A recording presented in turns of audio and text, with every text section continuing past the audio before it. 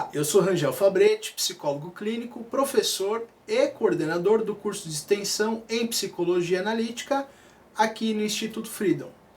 Hoje eu quero falar com você sobre o conceito de consciência e ego pela ótica da psicologia analítica.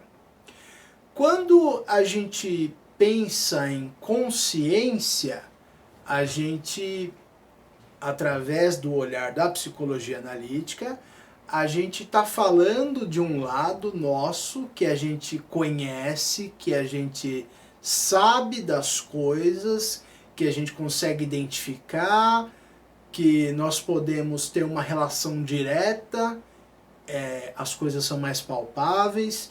E eu acho muito interessante, quando a gente vai falar desse tema da consciência, um sonho que o Jung teve. E esse sonho que o Jung teve, ele diz o seguinte: ele fala que ele estava em meio a densas trevas e a única fonte de luz que ele tinha era uma vela como essa daqui. A única fonte de luz que tinha era essa pequena vela bruxuleante. E aí ele acordou. E quando ele acordou, ele olhou, pensou sobre o sonho e falou: é a minha consciência. Agora pensa que você tem que lidar com as densas trevas do inconsciente e a tua única fonte de luz é uma pequena vela. Nós estamos falando da consciência, que é a nossa parte que vai fazer com que a gente possa se guiar no mundo, que a gente possa ter autonomia, possa ter independência. Quanto mais consciência, mais capacidade para lidar com as questões da vida de forma responsável, lidar com o cotidiano, lidar com as adversidades. Tudo isso está ligado à consciência. Na consciência, a gente tem capacidade de lidar com tempo e espaço, com limite, com regra.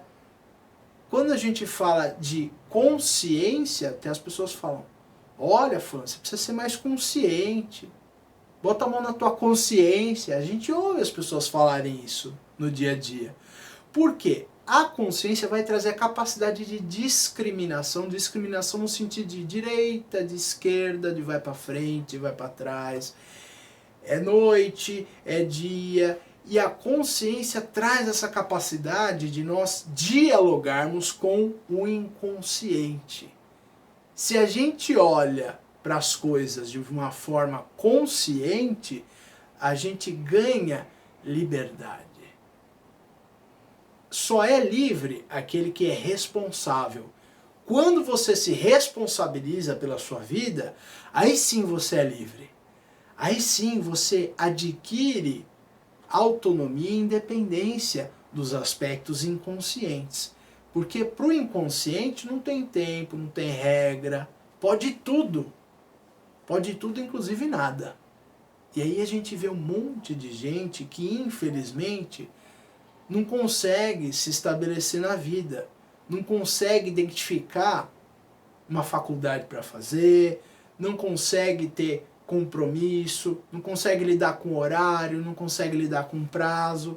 E aí a gente entende que são pessoas que, infelizmente, têm dificuldade de lidar com os aspectos conscientes do dia a dia, da rotina, da vida, do compromisso.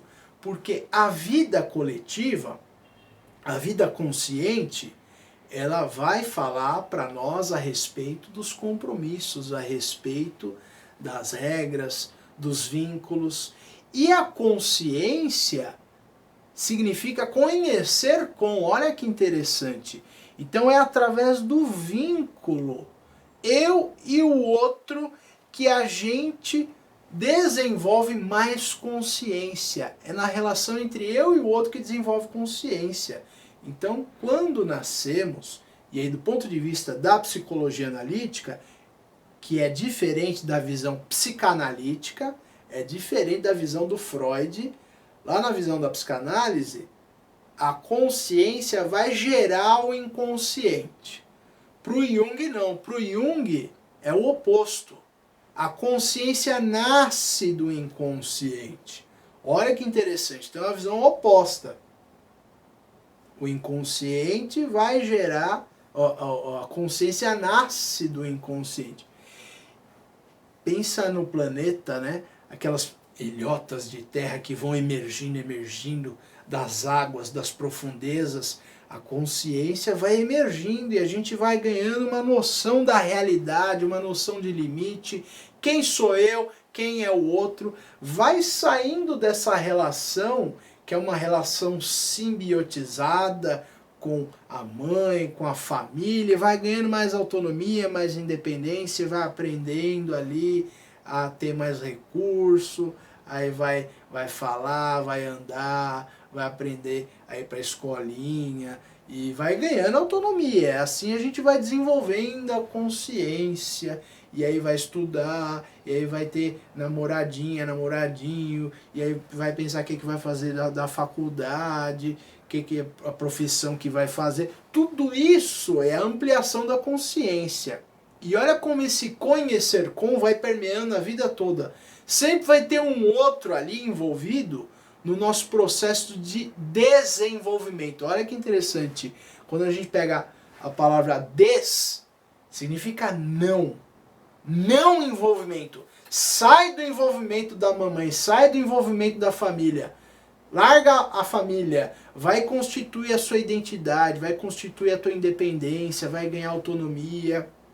E para a gente constituir a nossa identidade, ao mesmo tempo a gente precisa do outro. Precisa de alguém ali que vai desejar coisas ao nosso respeito. Precisa de alguém ali que vai projetar sonhos, projetar ambições, projetar ideais, que vai pensar nesse ser que nós vamos ser algum dia. Por mais que você depois contrarie tudo, eu não quero saber disso, isso aqui é sonho da minha mãe, isso aqui é sonho do meu pai, isso aqui é objetivo de vida que eles idealizaram para eles e não realizaram e vieram colocar sobre mim, tudo bem. Alguém idealizou alguma coisa, alguém projetou sobre você alguma coisa.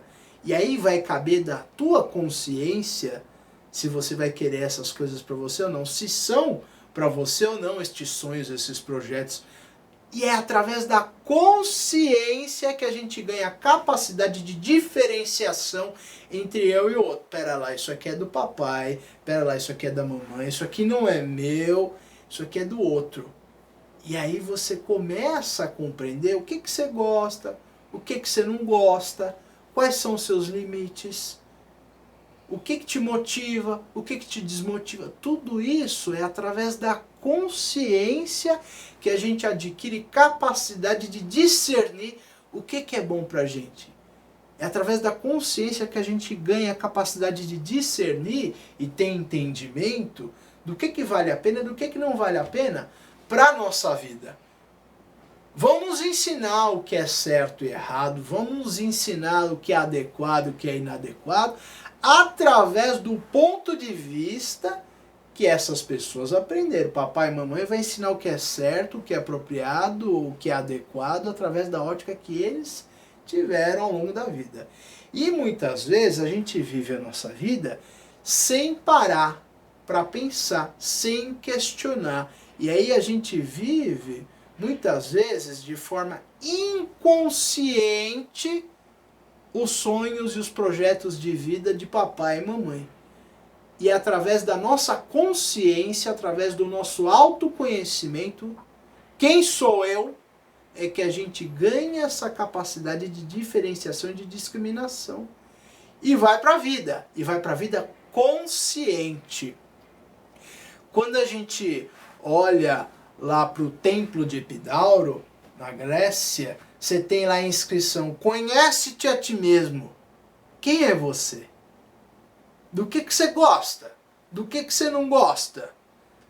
Com quem que você se relaciona? Com que tipo de gente você se relaciona?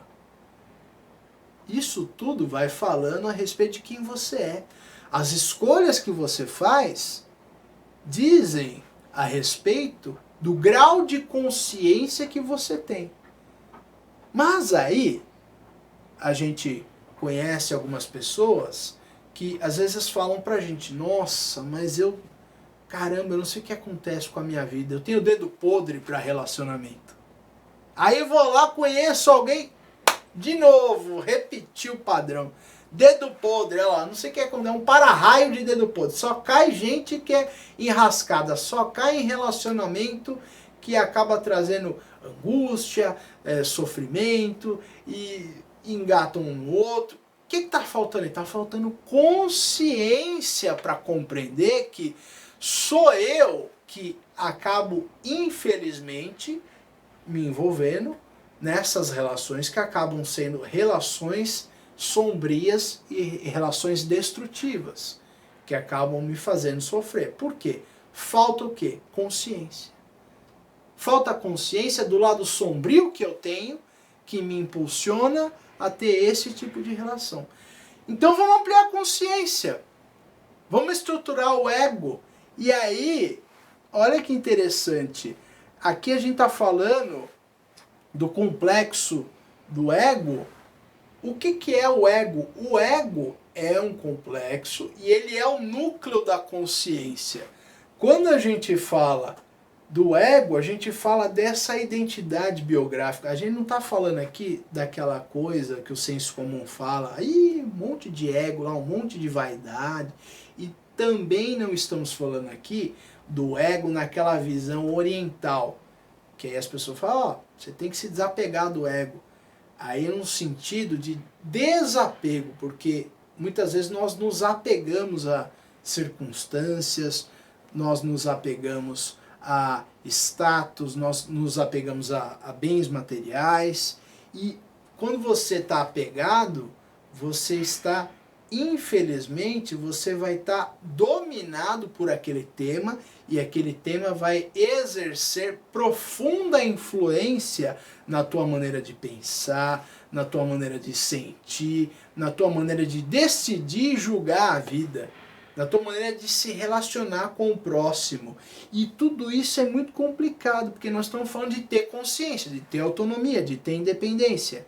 E aí nós estamos falando aqui da estruturação egóica, fortalecer o ego, o complexo do eu. O complexo do eu, do ego, ele é de suma importância. Como eu estava falando para você agora há pouco. Eu estava falando aqui sobre essa vela aqui, que está apagada agora, mas ela estava acesa no início do vídeo. Essa vela aqui é muito importante para que a gente possa se orientar na vida, para que a gente possa enxergar como é que é a vida. Onde eu começo, onde eu termino, onde começa o outro, onde termina o outro. O quanto eu tenho de licença para falar a respeito das coisas, sobre o outro, o quanto o outro tem de licença para interferir na minha vida, tudo isso vai do grau de consciência que a gente tem. O quanto a gente é dependente do outro. Quanto mais dependente do outro, menos consciência, menos autonomia a gente vai ter. Então são coisas importantíssimas. Então quando a gente fala do ego, é muito importante a gente entender que o ego, ele é o responsável para que nós possamos olhar para a gente e falar, eu sou Rangel, eu sou psicólogo, eu sou professor, tenho minha família, tenho os meus amigos, eu tenho a minha vida que é assim, eu moro em tal lugar, eu trabalho de X horário até X horário, eu dou aula e eu me relaciono com as pessoas e eu amo certas pessoas e eu não sou tão próximo de outras pessoas e eu gosto disso, eu gosto daquilo. Tudo isso é o campo da consciência que vai discriminando e vai falando isso é bom, isso é ruim, isso serve, isso não serve, é hora disso, é hora daquilo.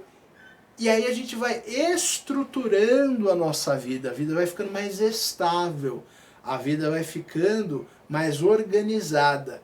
Então esse é o campo da consciência, é o ego que vai trazer essa capacidade de nós termos mais responsabilidade. Você é responsável pela sua vida? Quanto de liberdade você tem para fazer aquilo que você quer fazer? quanto de limitação você tem para fazer as coisas. E como que você lida com essa limitação? Porque isso também é algo que diz respeito ao quanto de consciência a gente tem. Porque a gente não vai conseguir fazer tudo aquilo que a gente quer no momento em que a gente acha que pode fazer. Isso é uma coisa muito interessante. Porque ter consciência, ter autonomia, ter independência, não significa que você vai ser onisciente, que você vai saber tudo, e nem que você é onipotente, que você pode fazer tudo. Se você chegar nesse patamar, eu não sei o que você está fazendo aqui na Terra. Você já virou um deus, uma deusa, né? Então, esse é um dos absurdos que a gente ouve por aí. O pessoal que trabalha com autoconhecimento às vezes vende uma coisa que é mentira, que não é verdade, que é uma distorção de pensamento que faz com que a gente caia no estado da inflação do ego. E quando você cai no estado de inflação, você começa a se achar além da conta, você começa a pensar que você pode fazer coisas das quais você não pode fazer. E aí a gente abre um caminho de destruição, infelizmente. Uma coisa muito importante a gente pensar é que a consciência, ela não é uma aquisição. Ela não é como essa caneta, por exemplo. Ah, eu comprei essa caneta, agora ela é minha e pronto, e ninguém mais toma ela de mim. Tá. Mas até mesmo essa caneta, eu vou escrever com ela. Uma hora o que vai acontecer com a tinta dela? Vai acabar. Se eu gostar muito dessa caneta aqui, quiser continuar com essa caneta aqui, eu vou precisar fazer o quê? Vou precisar botar uma carga nova nela aqui para que ela volte a escrever. E a consciência, a gente pode pensar da mesma forma. Porque a consciência é como a água. Vamos imaginar que aqui nós temos consciência. Então, meu copo aqui está cheio de consciência, ele tem consciência aqui, né? Então, tem consciência aqui. E agora? Tem menos consciência. E agora? Tem menos ainda. Então, se eu continuar tomando a água aqui desse copo, a minha consciência vai rebaixando. Vamos pensar consciência como hidratação. Todos nós temos a necessidade de nos hidratarmos. Então, eu pergunto para você, eu tomei essa água aqui. Aí vamos supor que eu tomei, as pessoas geralmente falam, precisa tomar 2 litros de água por dia, porque aí você fica hidratado adequadamente. Tem essa teoria. Aí você fala, pronto, tomei 2 litros de água hoje já. Acabou, não preciso mais tomar água o resto da semana, já estou hidratado? Não. Você vai precisar se reidratar. Por quê? Você vai se desidratar. É um processo natural. Faz parte da vida. São os opostos a todo instante. Você tem consciência, mas daqui a pouco você já está mais inconsciente. Por quê? Ter consciência, o Jung nos diz que é um processo antinatura. Olha que interessante. Então, se alguém falar para você, eu quero seguir minha natureza, eu quero seguir os meus instintos, este alguém vai rebaixar a consciência até chegar num nível bem primitivo. E a questão de civilidade, a questão de respeito, a questão de poder se colocar no lugar do outro, de ter empatia, tá tudo ligado à consciência. Não tá ligado a esse lado mais instintivo, aí primitivo, de seguir a natureza. Aí é o lado inconsciente. Se você cai no lado inconsciente, você perde a autonomia e você já não é mais dono da sua própria casa. Ou seja, você não é mais dono do seu nariz. Você vai ser governado pelos impulsos, pelos instintos, vai ser governado pelos complexos. Eles vão tomar conta da sua vida. Então é a consciência que te dá autonomia frente aos complexos, frente a tudo isso que acaba interferindo na vida da gente. A gente fala, nossa, eu não queria ter falado aquilo, mas eu falei. Eu não queria ter feito aquilo de novo, mas eu fiz. Tudo isso fala sobre o momento em que o copo com água vai baixando. E a consciência vai rebaixando. E quanto mais a consciência rebaixa, menos consciência eu tenho, menos capacidade egóica eu tenho para botar limite, para conter os impulsos do inconsciente. Então, eu preciso sempre o quê? Encher o meu copo. Porque em algum momento, esse copo aqui, ele vai rebaixar.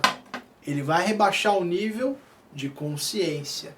Porque ter consciência cansa, gasta mais energia em termos de cérebro, em termos mentais. Você fica mais cansado quando você para e presta atenção em alguma coisa, quando você está aprendendo alguma coisa. Nós estamos aqui nesse vídeo e aí você pode dar um pause e parar e voltar para assistir o vídeo. Isso é muito bom. Por quê? Quando você volta mais consciente. Você descansa um pouco, você vai ao banheiro, você toma uma água e você volta para o estudo, volta a prestar atenção naquilo que você estava prestando a atenção. Porque prestar atenção, estar focado, estar concentrado, diz respeito ao estado de consciência. Mais foco, mais concentração, mais atenção, mais consciência. E aí, como eu disse a vocês, o copo vai baixando. O nível de água do copo vai baixando. Então é um trabalho de sempre renovar a atenção, renovar o foco, renovar a concentração. E aí renova a consciência. Porque a gente vai perdendo. Você vai ficando cansado, você vai ficando mais irritado. E aí quando tá doente, mesma coisa. Você não tem mais tanta capacidade de ficar prestando atenção nas coisas. Prestar atenção é o quão consciente eu consigo ser. As pessoas que não conseguem prestar muita atenção nas coisas, elas têm uma dificuldade de estabelecer alvos, de atingir os seus objetivos, porque infelizmente, em algum momento você vai precisar parar e prestar atenção. Quando a gente vai para a psicoterapia, quando a gente vai para a análise, a gente para e presta atenção em como que está o nível de água no nosso copo. Como que está a nossa vida? Como é que estão as decisões que eu tomei até aqui, que me trouxeram até aqui? O que eu fiz com a minha vida? Eu que decidi? O que será que acabou decidindo? Será que foram os complexos? Será que fui eu? Será que foram as projeções do pai, da mãe? Enfim, o que acabou decidindo? Fui eu. Eu acabei decidindo com um grau de consciência que eu tinha naquele momento.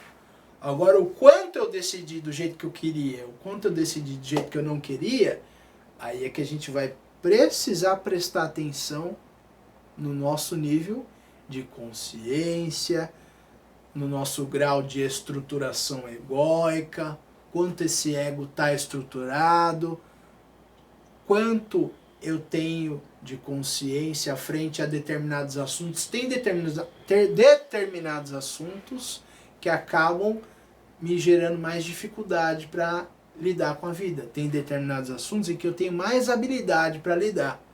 Às vezes eu vou muito bem no campo afetivo, vou muito bem aqui na família, mas chega na hora de ir trabalhar eu tenho dificuldade. Chega na hora de eu ir estudar eu tenho dificuldade. Chega na hora de eu me desenvolver como indivíduo, eu tenho dificuldade, e aí de repente eu não consigo viver minha vida do jeito que eu gostaria. Eu falo para todo mundo que eu quero ter autonomia, eu falo para todo mundo que eu quero morar fora, eu falo para todo mundo que eu quero fazer tal curso, mas eu não consigo. E aí a gente tem que parar e prestar atenção em como que está a vida da gente. Falamos aqui que ter consciência é conhecer com o quanto de autoconhecimento eu tenho, o quanto eu consigo ter autonomia na minha vida, o quanto eu consigo lidar com frustração e saber que determinadas coisas eu não vou conseguir naquele momento, que talvez eu tenha que esperar um pouco mais, talvez eu tenha que melhorar um pouco mais determinados aspectos na minha vida para que eu possa ter a capacidade de atingir certos objetivos. Isso faz parte da vida. Lidar com a limitação, lidar com a frustração, isso é ser humano. A gente não pode fazer tudo que a gente quer a hora que a gente quer.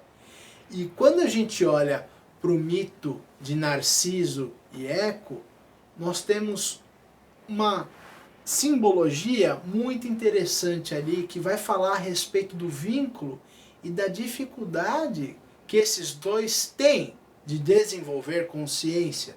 Porque o Narciso, ele está apaixonado pela sua própria imagem ali refletida na água. E Eco está perdidamente apaixonada por Narciso, que não tem olhos para ninguém, somente para si mesmo. Eco está apaixonada por Narciso, e Narciso está apaixonado por si próprio. Eco vive voltada para Narciso e Narciso vive voltado para si. Um dia Narciso vai abraçar sua própria imagem e morre afogado. E Eco morre seca, vira uma pedra. Daí os gregos tiram a ideia do Eco, que repete o final de tudo aquilo que é dito. E a Eco, ela foi amaldiçoada pela deusa Hera, porque ela foi convidada, entre aspas, por Zeus para ficar contando historinha enquanto Zeus saía para ter as relações extraconjugais. Então a Eco ficou contando um monte de história ali, ela era uma excelente contadora de histórias, ficou contando história ali para a deusa Hera. E enquanto ela contava a história, ela foi ficando entretida e não percebeu que o Zeus saiu para ter as aventuras extraconjugais dele. E quando ela descobriu isso, a deusa Hera, ela ficou furiosa e amaldiçoou a Eco. Então Eco passou a não ter mais voz própria, não teria mais autonomia sobre a sua fala, ela só ia conseguir repetir o final daquilo que as outras pessoas dissessem. Então a Eco, infelizmente, ela passa a repetir somente aquilo que o outro diz. Então nós estamos falando aqui de alguém que não tem voz própria, simbolicamente não tem voz própria, é alguém que repete os interesses do outro, é alguém que vive para cumprir os interesses do outro, é alguém que vive a vida do outro. Isso é muito complicado, porque vive uma renúncia dos seus próprios interesses. Deixa de trabalhar às vezes em prol do marido, em prol da família, em prol dos filhos, deixa de estudar em prol da família, em prol do marido, em prol dos filhos. Ou então, né, um homem também poderia ser, não é porque é com mulher que é só com mulher, não, mas homens também. A gente pode ver homens que de repente faziam certas coisas, ia jogar bola, ia ter um momento com os amigos, e aí casa, passa a não ter mais isso, porque a esposa não gosta, porque não pode, e aí deixa de fazer um determinado estudo, um determinado curso, uma determinada viagem profissional, porque a relação não permite, porque a esposa não deixa. São coisas que a gente vai vendo o grau de consciência que a gente tem, o grau de autonomia que a gente tem para poder entender e fazer aquilo que é importante para a gente. O grau de consciência que eu tenho, o grau de autonomia que eu tenho, são coisas para a gente parar e prestar atenção ao longo da nossa vida. E o Narciso que é só voltado para ele. Narciso só se volta para ele em si mesmado, é só o que é dele que é importante. Ele só vai gostar daquilo que é espelho, daquilo que foi igual, do jeito que ele pensa, do jeito que ele sente. A crença dele é a melhor, o partido político dele é o melhor, o trabalho dele é o melhor, tudo que ele faz é o melhor. E nós estamos falando de narcisismo.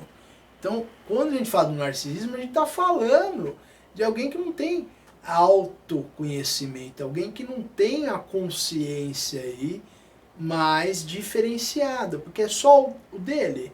Então, Narciso, ele comete pecado, comete uma injúria contra os deuses.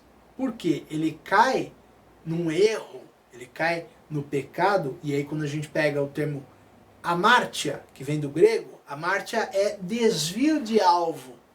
Olha que interessante. Então ele vai contra os deuses nesse sentido dessa beleza exagerada que ele tem, que ultrapassa o limite do humano. E a mãe dele foi lá perguntar pro sábio Tiresias, quando ele nasceu, ele é muito bonito, isso pode dar problema para ele? Aí o Tiresias fala, se ele se vê, ele acaba se vendo, e aí ele vê a própria imagem e se apaixona por si próprio. E cai dentro de si próprio, e só olha para si próprio. E aí a gente lembra que o Caetano Veloso canta lá em Sampa, ele fala que Narciso acha feio tudo aquilo que não é espelho. A dificuldade que eu tenho de lidar com o outro, a dificuldade que eu tenho de lidar com o outro que é diferente de quem eu sou, a dificuldade que eu tenho de lidar com o outro que vai pensar de um jeito oposto ao meu, a dificuldade que eu tenho de lidar com o inconsciente, o oposto que habita em mim. E para lidar com o inconsciente, eu também preciso ampliar a consciência. Eu preciso acender essa vela e talvez ampliar a chama dessa vela. Eu preciso manter o meu copo com água aqui cheio. Eu preciso fazer coisas que cultivem a consciência, que cultivem a autonomia, que cultivem a independência para que eu possa dialogar com o inconsciente e não viver sendo invadido ou sendo tomado pelo inconsciente. E aí a gente entende que a consciência é um processo. Conhecer é um processo para uma vida inteira. Tomar consciência de quem nós somos, para que assim nós possamos também conhecer o outro e também nos relacionarmos com o outro de uma maneira cada vez mais ampla, cada vez mais desenvolvida, cada vez mais humanizada, e seguir o caminho de individuação que a gente tem que seguir, olhando para os opostos, de forma consciente. Se inscreva no nosso canal, dá um like, dá um curtir e compartilhe esse vídeo. Muito obrigado, até a próxima!